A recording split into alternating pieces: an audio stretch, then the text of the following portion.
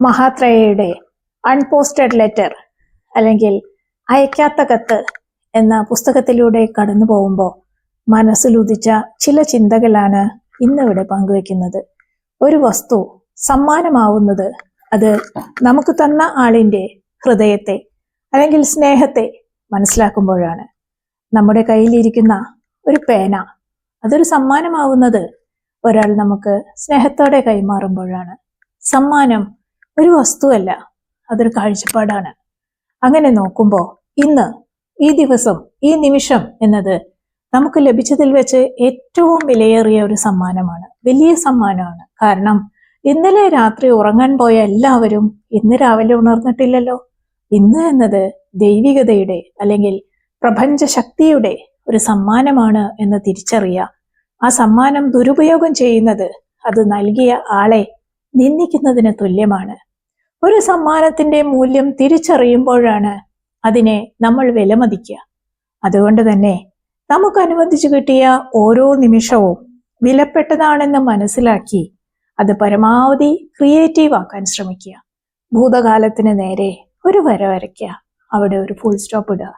ഭൂതകാലത്തിൽ പറ്റിപ്പോയ തെറ്റുകളെക്കുറിച്ച് ഇന്ന് ആകുലപ്പെടേണ്ട. ഭാവിയുടെ അനിശ്ചിതത്വങ്ങളെക്കുറിച്ച് ഇന്ന് ചിന്തിക്കേണ്ട. ഇന്ന് ഒരു നല്ല അവസരമാണ്. ഇന്നിനെ പരിപാലിക്കുക. നമ്മുടെ ജീവിതം ഒരു വലിയ ബിൽഡിംഗ് ആണെന്ന് സങ്കല്പിച്ചാൽ അതിലെ ഓരോ ഇഷ്ടികകളാണ് ഓരോ ദിവസങ്ങളും, ഓരോ നിമിഷങ്ങളും. അതുകൊണ്ട് തന്നെ ഓരോ ദിവസവും നമ്മുടെ ലക്ഷ്യത്തിലേക്ക് അടുപ്പിക്കുന്ന കർമ്മങ്ങൾ ചെയ്യാനായി പ്രത്യേകം ശ്രദ്ധിക്കുക. ഓരോ പ്രവൃത്തികളും പുരോഗതിയിലേക്ക് നയിക്കുന്നതാവട്ടെ. ഇനി there is no easy way to the top എന്ന അധ്യായത്തിലേക്ക് പ്രവേശിക്കാം. ഒരാൾ വാഹനം ഓടിക്കാൻ നിരത്തിലേക്ക് ഇറങ്ങുമ്പോൾ ട്രാഫിക് ജാമിനെ അംഗീകരിക്കേണ്ടി വരും അല്ലേ? ഹെൽത്ത് കോൺഷ്യസ് ആവുമ്പോൾ സ്വാദിഷ്ടമായ ഭക്ഷണ പദാർത്ഥങ്ങളെ മറക്കേണ്ടി വരും. ഏതൊരു കാര്യത്തിനും ഒരു പോസിറ്റീവും ഒരു നെഗറ്റീവും വശവും ഉണ്ടായിരിക്കും. മുള്ളില്ലാത്ത റോസാപ്പൂ അന്വേഷിക്കുന്നത് ഒരു വിഡ്ഢിത്തല്ലേ? നോ പെയിൻ നോ ഗെയിൻ എന്നാ പറയാ അല്ലേ? എന്തെങ്കിലും ഒന്ന് നഷ്ടപ്പെടുത്താതെ നമുക്ക് ഒന്നും നേടാൻ സാധിക്കില്ല. ഒരേ നാണയത്തിന്റെ ഒരു വശം മാത്രമായിട്ട് നമുക്ക് തിരഞ്ഞെടുക്കാൻ പറ്റില്ല. മഹാത്മാക്കൾക്ക് പോലും അവതാരങ്ങൾക്ക് പോലും പ്രശ്നങ്ങളില്ലാത്തൊരു ജീവിതം സ്വീകരിക്കാൻ സാധിക്കില്ല. അങ്ങനെ ഒരു ജീവിതം ഇല്ല.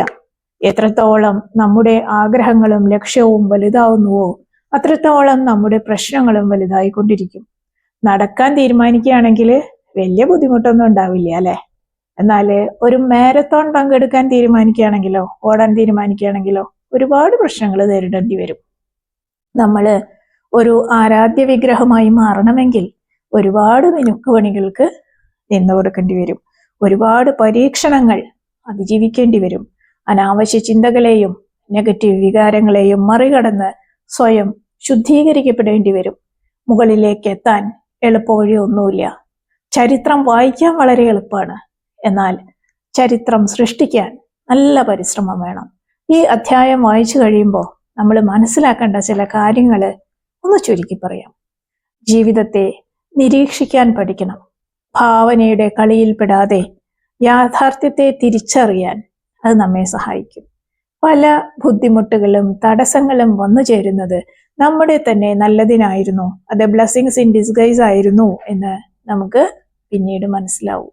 ജീവിതത്തിന്റെ പല ഘട്ടങ്ങളിലും പല സംശയങ്ങളും ഉയരും. അപ്പോൾ ആത്മപരിശോധന വളരെ അത്യാവശ്യമാണ്.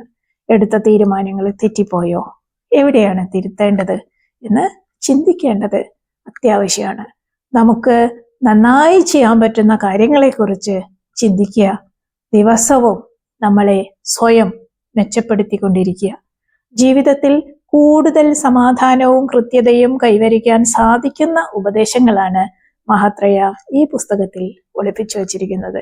എല്ലാവർക്കും മേൽക്കുമേൽ അഭിവൃദ്ധി ഉണ്ടാവട്ടെ, നന്മയുണ്ടാവട്ടെ.